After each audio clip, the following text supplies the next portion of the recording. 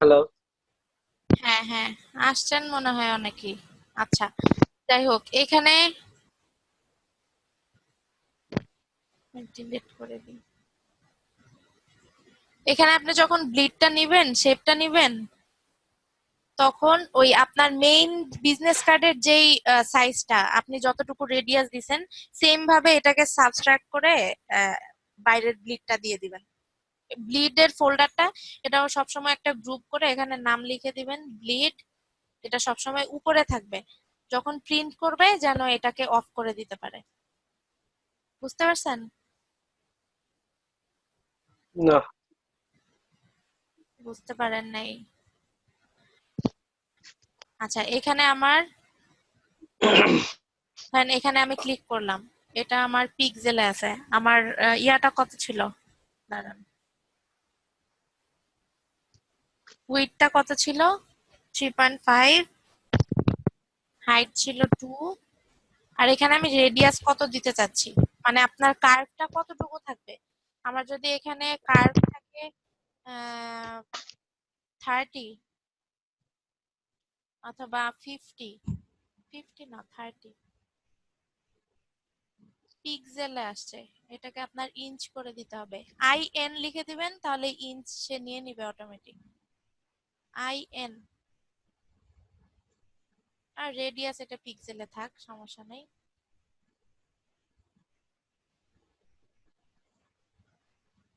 আচ্ছা, এটা যদি ফ্রম সেন্টার থেকে দেন, তাহলে যে ফ্রম সেন্টার থেকে সে নিয়ে নেবে। ও সরি,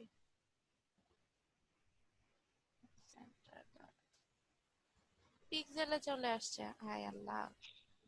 আচ্ছা, এটাকে আমি ইঞ্চে চেঞ্জ করে নিলাম। 3.5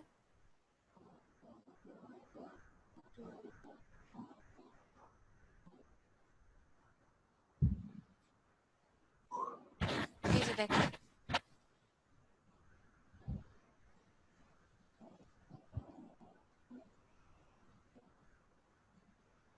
আমি এই পাতটাকে এখান থেকে কাট করে এখানে আমি বসাই দিলাম।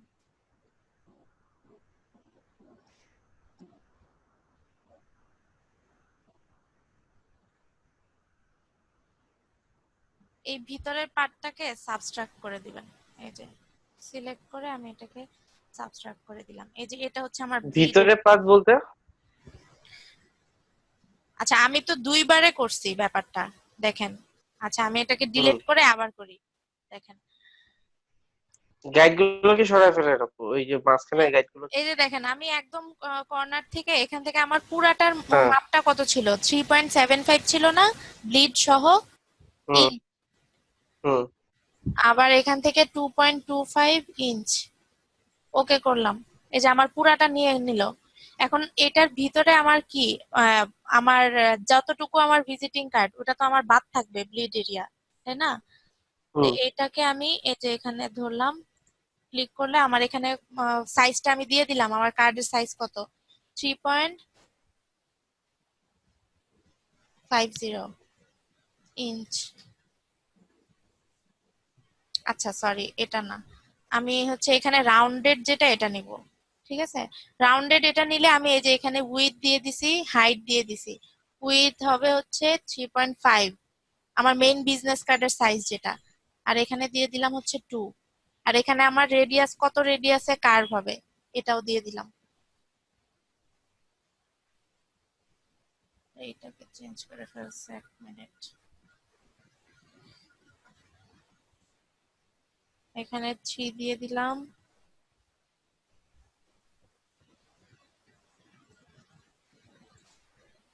এই যে দেখেন, বুঝতে পারছেন কি?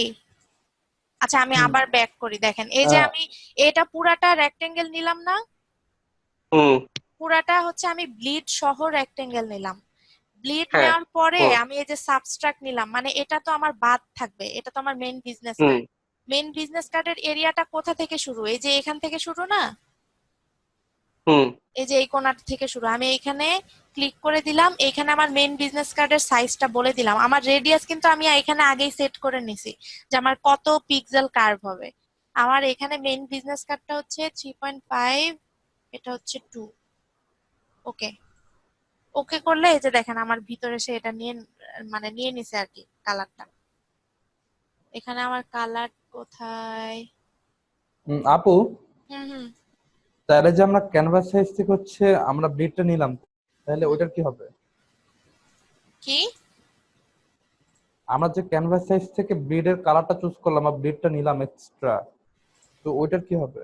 মানে একটা কালার হয়ে আছে না যে রেড না, ফেব্রিকে। রেড তো আপনি নিবেন না, এটা তো পুরাটা হোয়াইট থাকবে।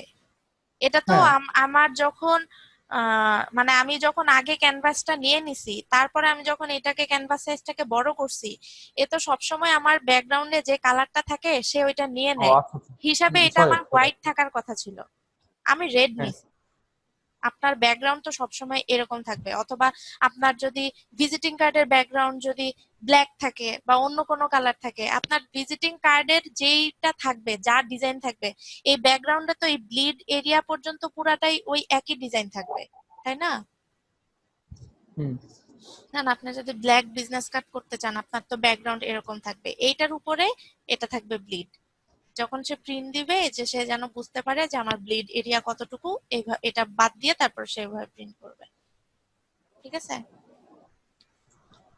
আপু, হ্যাঁ। মকআপে বসানোর জন্য কি আমরা পিএনজি তে সেভ করবো না জেপিইজি তে? মক আপ দেখাবো নেক্সট ক্লাসে, আপাতত এই এতটুকু পর্যন্ত কোনো প্রবলেম থাকলে জিজ্ঞেস করেন তাড়াতাড়ি।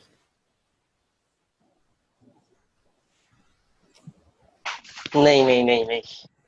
ঠিক আছে, তাহলে শেষ। আপনাদের ওই আগের যেটা বক্স যারা করেন নাই করবেন, ভিজিটিং কার্ড ডিজাইন করবেন মিনিমাম 2টা, আর আপু, আরো কোনটা বেশি। করব? হ্যাঁ হ্যাঁ। কোনটা মানে ডিজাইন কোনটা করব? ডিজাইন কোনটা করবেন মানে ইচ্ছা আমি কি মতো। নির্দিষ্ট করে বলে দিব এই ডিজাইনটা করবেন? দেখি আপনাদের ক্রিয়েটিভিটি কি, যার যার নামে ডিজাইন করবেন, নাম দিবেন, আপনার ডেজিগনেশন দিবেন, আপনার ঠিকানা, যা যা যা যেভাবে আছে, নিজেদের জন্য ভিজিটিং কার্ড ডিজাইন করেন দেখি। আপু ওই যে ইলাস্ট্রেটর গুলো সমস্যা হবে ফটোশপে না করে? কেন আপনি ইলাস্ট্রেটর করবেন? ক্লাস করতেছেন ফটোশপের, এগুলা কি বলেন উল্টাপাল্টা? আপনি তো না মানে ইলাস্ট্রেটর ফটোশপে তো ইলাস্ট্রেটর শিখে আসছেন, তখন ইলাস্ট্রেটরে করছেন, এখন ফটোশপ শিখতে আসছেন, এখন যদি আপনি ইলাস্ট্রেটরে করেন তাহলে ফটোশপ শিখবেন কিভাবে?